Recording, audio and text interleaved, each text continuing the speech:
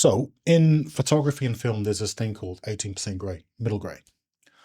And a lot of cameras are calibrated around it. A lot of people, including myself, will expose our shots based on 80% gray.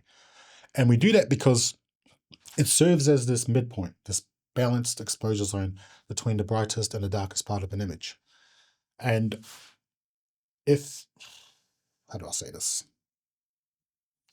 It allows you to preserve as much detail as possible without ruining the image by clipping the highlights, because if you expose too high above 18%, you clip the highlights. If you expose too low, you cross the shadows. So staying as close to that middle gray as possible is ideal. Now, the thing about middle gray is that it can be quite boring, quite bland. This footage that you're watching right now, I've not color corrected it. All I've done is added a CST and just sent it out like that. So you can tell it's uninspiring, you know. And people love drama. We love the extremes. We like the pretty things and the moody stuff. And so what we do is we add saturation, bit of contrast, drop the shadows, make it more appealing to an audience, and then send it out. However, if we're being honest, if you were to remove all of that carry on and just expose the image based on 80% gray, middle gray, you could make the argument that that is the most honest version of the image before anything else gets touched, before we bastardize it with our extras. And this is the same way that we tend to capture and share human stories. You know what I mean? Like we tend to overexpose success and underexpose failure. And on either side of these extremes, we lose a lot of the information. But that middle part gets ignored. That those stories in the middle gray, they often get walked past, ignored, forgotten about because they're not exciting enough. The funny thing is, though, is that these stories from the middle gray are the ones where most of the detail lives, where a lot of the honesty lives. It's where most of us can relate to. I don't believe many people can actually relate to these two extremes.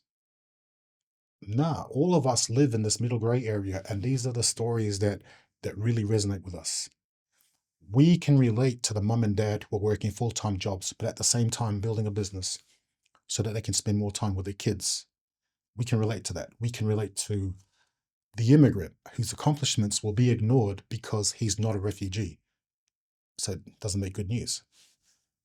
Or the average young man and young woman who, despite knowing that they're fighting an uphill battle trying to achieve home ownership, they refuse to give up. We can relate to that. And those are the stories that often get ignored, but they should be recorded.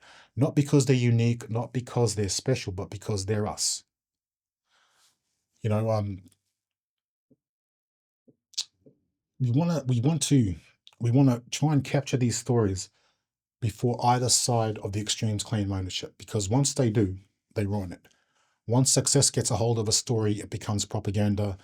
Once failure gets a hold of a story, it becomes fear porn. And so if we can articulate these stories and preserve them in their truest form, that is the mission behind what I'm building here. Now, Upper Tier is not a motivational brand. It's not an inspirational channel.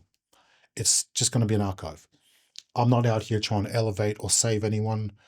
I simply want to be an observer, a companion. I want to try and be a curator protecting signal. I want to document and preserve what already exists by documenting these stories, the truest versions of us as people, but not just in their raw form, no, fuck that. I want to make it cinematic. I want to make it beautiful, not for vanity, but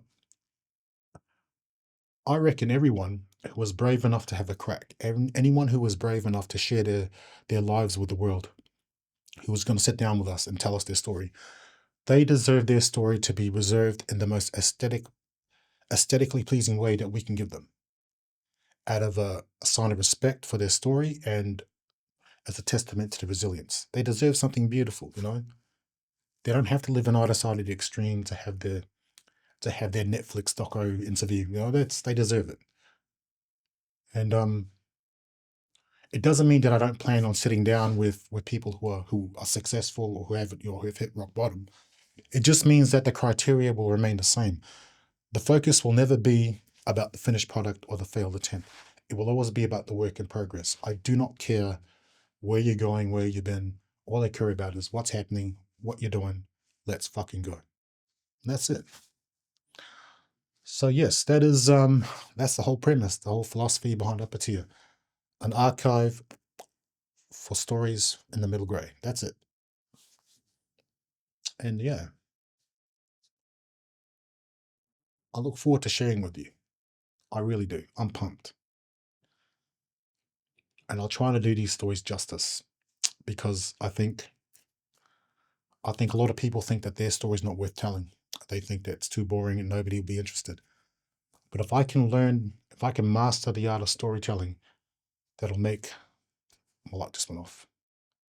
We're going to keep that in there. It's probably God telling me to finish the video. I'm rambling on, but that's it. That's the yarn. Upper tier. Stories from the middle grey. Let's go.